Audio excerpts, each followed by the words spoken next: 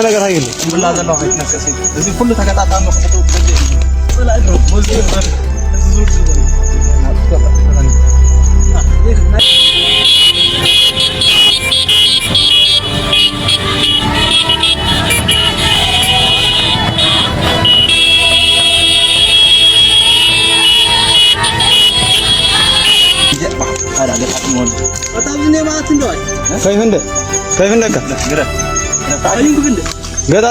ያልተሰሙ እውነታዎች። ይህ ተንቀሳቃሽ ምስል ወይም ቪዲዮ ከሳምንታት በፊት በተለያዩ የማህበራዊ ትስስር ገጾች ሲዘዋወር ማንም ትኩረት አልሰጠውም ነበር። እንደ ቀልድና ተራ ፕሮፓጋንዳ ቪዲዮ አድርገው ነበር የተመለከቱት። በተለይም በመንግስት በኩል ያሉ የማህበራዊ ሚዲያ አንቂዎችና የጸጥታ ሰዎች። ነገር ግን እነዚህ አጥፍቶ ጠፊ ድሮኖች ዩክሬን ዘመናዊውን የሩሲያ ጦር እያሳደደች የፈጀችበት በአልቡርሃን በሚመራው የሱዳን ጦርና በጀነራል ዳጋሎ ሐሜቲ የሚመራው የሱዳን ፈጥኖ ደራሽ ኃይል ጋር በሚያደርጓቸው ወራቶችን ያስቆጠሩ ጦርነቶችን ተሽከርካሪዎችን ሲያስጨንቁ የነበሩ አጥፍቶ ጠፊ ድሮኖች ነበሩ። በዚሁ የሱዳን ጦርነት ውስጥ ተሳትፎ እያደረገ የሚገኘው አርሚ 7 ጉዲኖጮ ኮማንዶም ከሱዳን ፈጥኖ ደራሽ ኃይል ማረኩኝ ድሮኖችንም ታጠቅኩኝ ሲል ግን ተራ ፕሮፓጋንዳ ነበር የሚመስለው። ነገር ግን መሬት ላይ የወረዱ ሐቆች ነበሩ።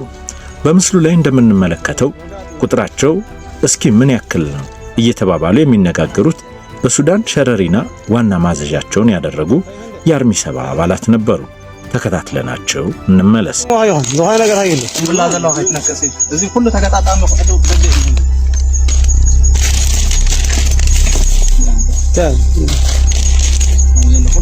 መጋጥ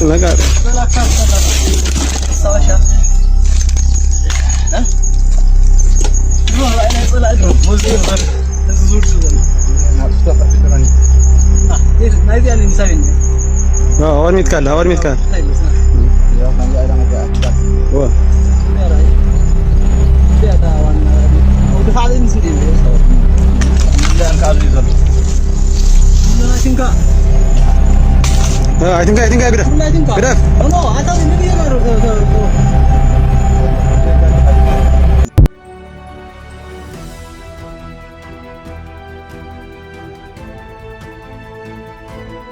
በቀን 25/11/2018 በሸረሪና ግንባር እጅግ መጠነ ሰፊ የሆነ ጦርነት በፌዴራል መንግስቱና በአርሚ 7 ኃይል መካከል በተደረገው ውጊያ ላይ ነበር።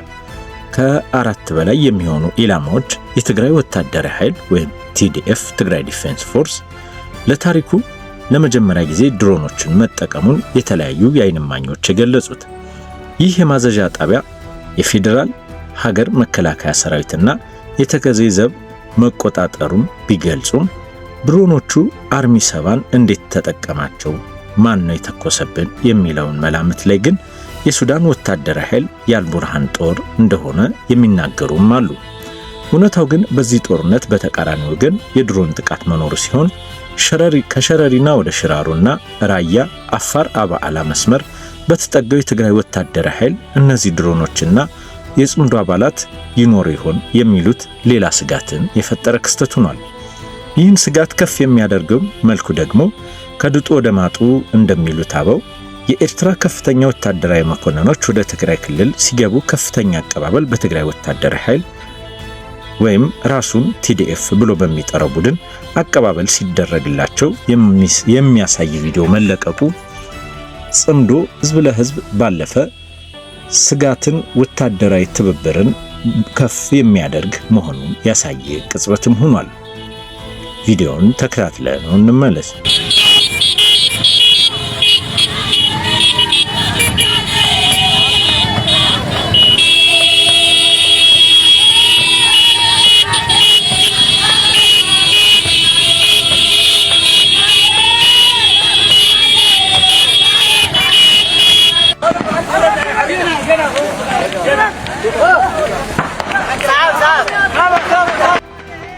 ከሸረሪናና ልጉዲ ውጊያ በኋላ ነገሮች በፍጥነት እየተለዋወጡና እየተካረሩ በሄዱበት የሰሜኑ ክፍል ውጥረት የኤርትራ ጄኔራሎች ወደ ትግራይ መግባትና ወደ ራያ ጠለምትና አፋር መስመር የሚደረጉ ወታደራዊ እንቅስቃሴዎች የጦርነቱን አይቀርነት ያስረዱ ክስተቶች ሆነዋል። ከዚህ በፊት ከነበረው ወታደራዊ ስምሪት ጦርነቱን ከእርስ በርስ ጦርነት ባለፈ የተለያዩ ሀገራት ኤርትራና ሱዳን መሳተፍ የጦርነቱን አድማስ ቀጠናዊ የማድረግ እድላቸውም ከፍተኛ አድርጎታል።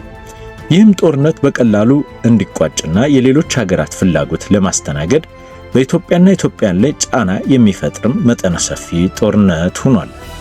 ጎርፍ፣ ረሃብና ጦርነት በአንድ ላይ ተደምረው ዋና ስጋት በሆኑባት በዚች ሀገር ላይ የህዝቡን ዕጣ ፈንታ አጣብቂኝ ውስጥ የሚከቱ በሊቢያና በሱዳን እንደታየው የህዝብ የመንቀሳቀስና የመኖር መብትም አደጋ ላይ ወደሚጥልበት ደረጃ የሚሸጋገርም ጦርነት ይሆናል።